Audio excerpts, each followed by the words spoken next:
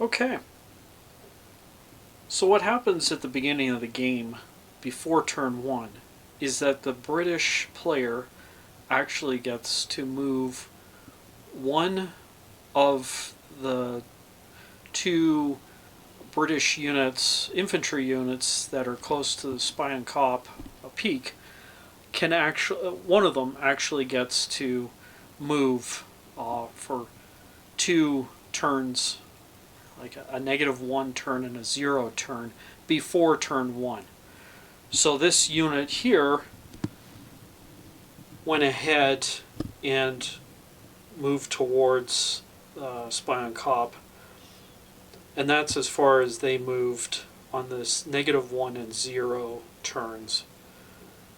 They initially were in column and could deploy into line, and for the next move they move forward in line. So that's where we are in these initial turns before this turn 1.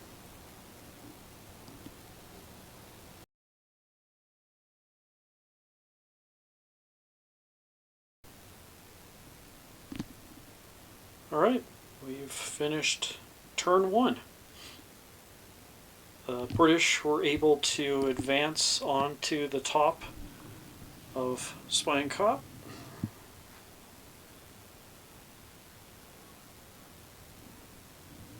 And other British forces advanced. Over on the right flank, the British are advancing towards the drift. British fire on their turn, defensive fire or offensive fire, was ineffective. The Boers were able to disrupt the unit that moved onto Spion Kop. Then on the Boer turn, they decided to move 2 units towards Spion Kop.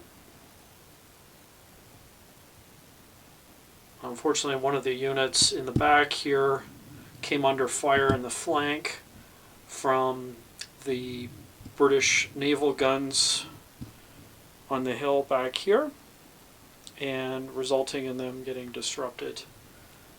But the Boers were able to knock out one stand of the British unit here on the hill. So that's the end of turn 1.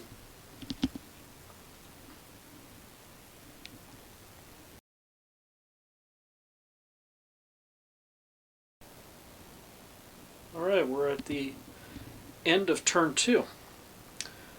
The British have advanced further, setting up some of their artillery pieces to fire through the gap here. The British infantry are getting ready to move up onto the hills. Right now they're, because of the steep slope, the Boers can't fire at them where they're positioned. On Spion Kop, we've got the British getting out of disorder on top of the peak, and you can see the Boers have moved onto the hill in the rear there, but they actually caused some devastating fire right in this area here, causing 3 stands casualty on that unit, resulting in continue to be disordered and now spent. But the artillery and the Boer commando there are both now marked with low ammo. This Boer unit was unable to get out of its disorder.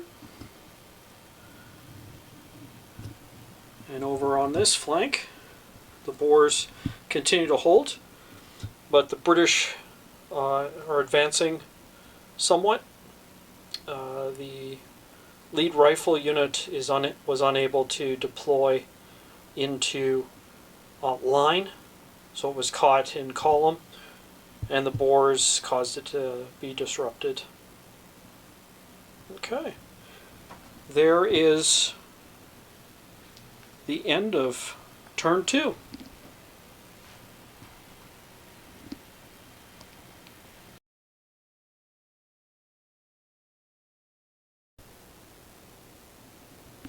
We're at the end of turn 3, and over on the British left flank, they took a lot of casualties from the Boers, but the Boers ended up with rolling very high, resulting in low ammunition.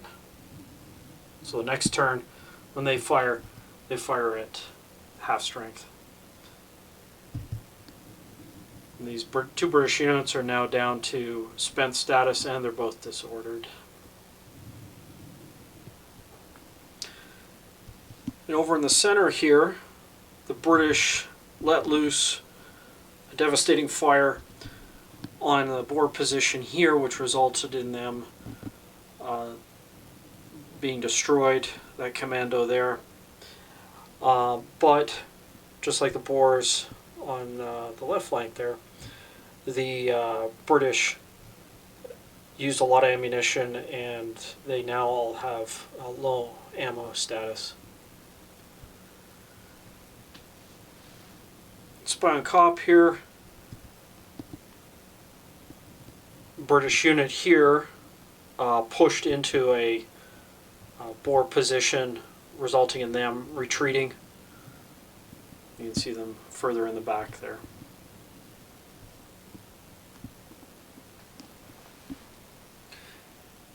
And on this flank, really not much change here. Okay, that's it for turn 3.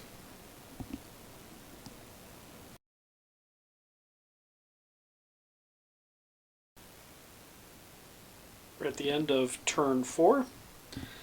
The British have had some losses, unit losses, and have pulled back some of its units to remove the low ammo marker. Some of the Boers have done the same thing, pulled back to remove the low ammunition. Not much movement on the left-hand flank of the British. In the center, a British unit has been wiped out in the middle there. And on the British right flank here, just disordered the Boer commando here. Not a lot of movement. That's the end of turn 4.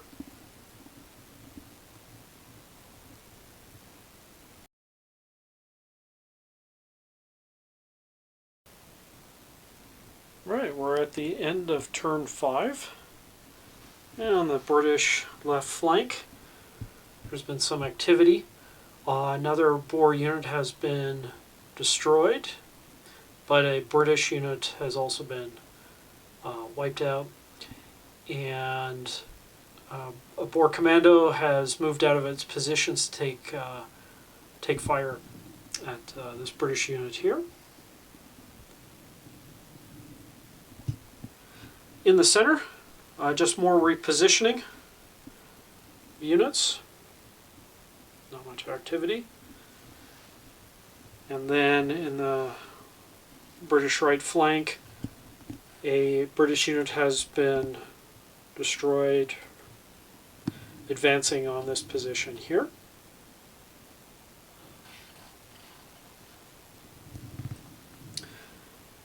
And then over with the rifles, this British unit here has unfortunately been unable to advance on the Boers here. It's been taking a lot of fire. They assaulted, but were held by the Boers, by the Boer fire. Okay, that's the end of turn 5.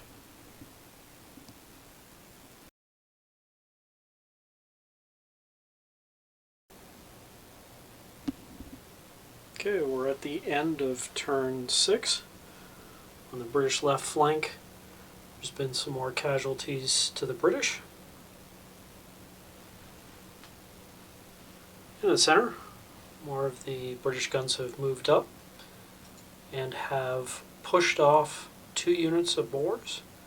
One of them has been eliminated, the other one's been pushed back, with heavy casualties to this British unit here. On the right-hand flank, the British have been able to push through this Boer commando defending this hill, making slow progress. That's the end of turn 6.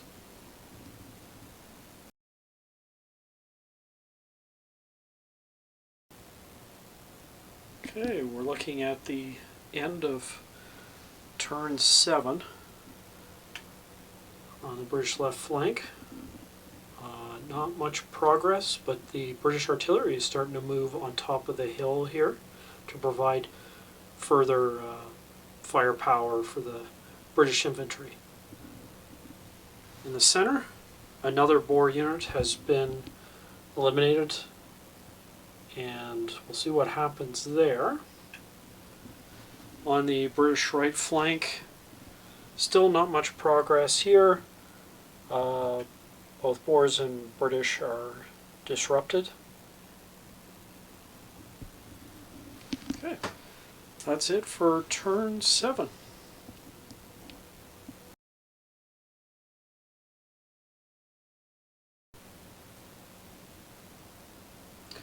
Alright, we're in the end of turn 8, the end of the game.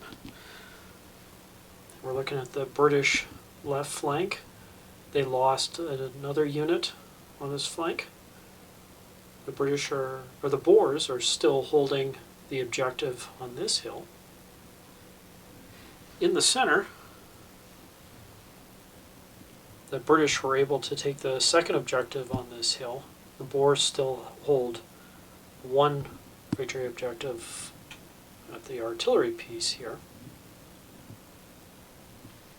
On the right flank, pretty much the same as previous turn.